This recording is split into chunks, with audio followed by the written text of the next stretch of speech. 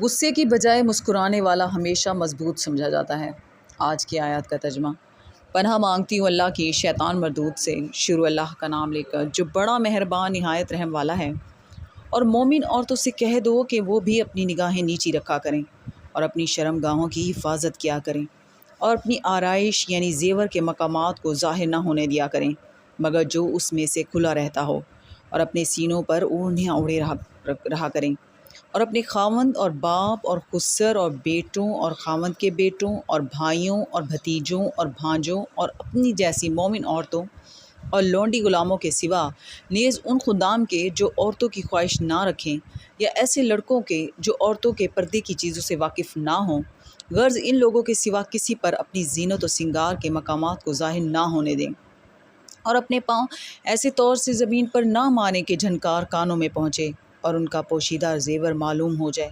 اور مومنوں، سب اللہ کے آگے توبہ کرو تاکہ فلاح پاؤ، اور اپنی قوم کی بیوہ عورتوں کے نکاح کر دیا کرو، اور اپنے غلاموں اور لونڈیوں کے بھی جو نیک ہوں نکاح کر دیا کرو۔ اگر وہ مفلس ہوں گے تو اللہ ان کو اپنے فضل سے غنی کر دے گا، اور اللہ بہت وسعت والا ہے، سب کچھ جاننے والا ہے۔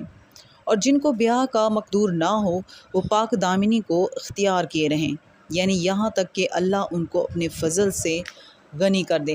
اور جو غلام تم سے مکاتبت یعنی مال دے کر پروانہ آزادی کی تحریک چاہیں، اگر تم ان میں صلاحیت اور نیکی پاؤ تو ان سے مکاتبت کر لو، اور اللہ نے جو مال تم کو بخشا ہے اس میں سے ان کو بھی دو۔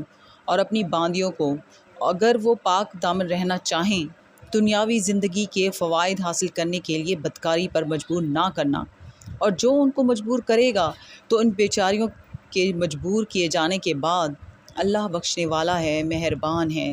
اور ہم نے تمہاری طرف روشن آیتیں نازل کی ہیں، اور جو لوگ تم سے پہلے گزر چکے ہیں ان کی خبریں اور پرہیزگاروں کے لیے نصیحت۔ اللہ آسمانوں اور زمین کا نور ہے، اس کے نور کی مثال ایسی ہے کہ گویا ایک تاک ہے جس میں ایک چراغ ہے، اور چراغ ایک قندیل میں ہے، اور قندیل ایسی صاف شفاف ہے کہ گویا موتی کا سا چمکتا ہوا تارا ہے۔